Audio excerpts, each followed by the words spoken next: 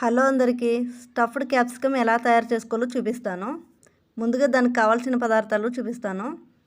3 capsicum, 2 ఆలుగడ్డలు ఉడికించి పెట్టుకున్నాను, కొద్దిగా కొత్తిమీర, కారం 1/2 టీ స్పూన్, కొద్దిగా ఉప్పు, పసుపు, కొద్దిగా గరం మసాలా, జీలకర్ర పొడి, జీలకర్ర, ఆవాలు, కరివేపాకు, ఎండుమిర్చి, అల్లం వెల్లుల్లి పేస్ట్, కొద్దిగా ఒక చిన్న ఆనియన్ కట్ చేసి పెట్టుకున్నాను, కొద్దిగా ఆయిల్. తయారు చేసుకునే విధానాన్ని చూపిస్తాను. ముందుగా క్యాప్సికమ్ను మధ్యలో పార్ట్ అంతా తీసేసి పెట్టుకోవాలి. గ్యాస్ ఆన్ చేసుకొని కడాయి పెట్టుకొని అందులోకి 2 టేబుల్ స్పూన్ ఆయిల్ వేసుకోవాలి. కొద్దిగా ఆయిల్ వేడైన తర్వాత ఈ క్యాప్సికమ్ను అందులో వేసి వేయించుకోవాలి, లైట్గా వేయించుకోవాలి. క్యాప్సికమ్ను అటు ఇటు టర్న్ చేస్తూ వేయించుకోవాలి. వేగిన తర్వాత ఒక బౌల్లోకి తీసుకున్నాను.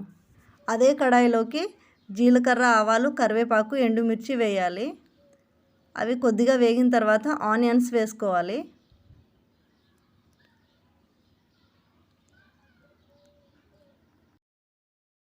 ఆనియన్ కొద్దిగా వేగిన తర్వాత అల్లం వెల్లుల్లి పేస్ట్ వేసి బాగా వేయించుకోవాలి.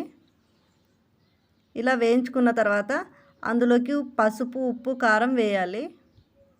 జీలకర్ర పొడి, గరం మసాలా వేసి బాగా కలుపుకోవాలి.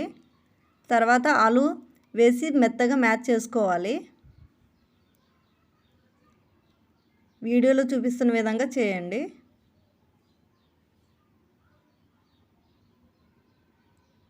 ఆలు అయితే రెడీ అయిపోయింది. గ్యాస్ ఆఫ్ చేసుకోవాలి. కొద్దిగా కొత్తిమీర వేసి బాగా కలుపుకోవాలి.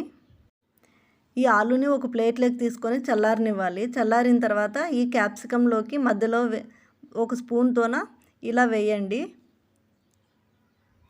వీడియోలో చూపిస్తున్న విధంగా చేయండి.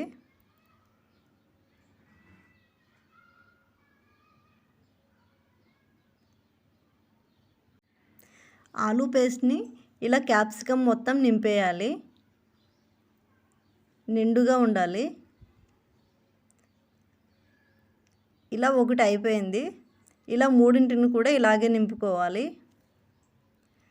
గ్యాస్ ఆన్ చేసుకొని కడాయి పెట్టుకొని అందులోకి 3 టేబుల్ స్పూన్ ఆయిల్ వేసుకోవాలి. ఆయిల్ వేడైన తర్వాత ఈ క్యాప్సికమ్ని ఇందులో వేసుకోవాలి.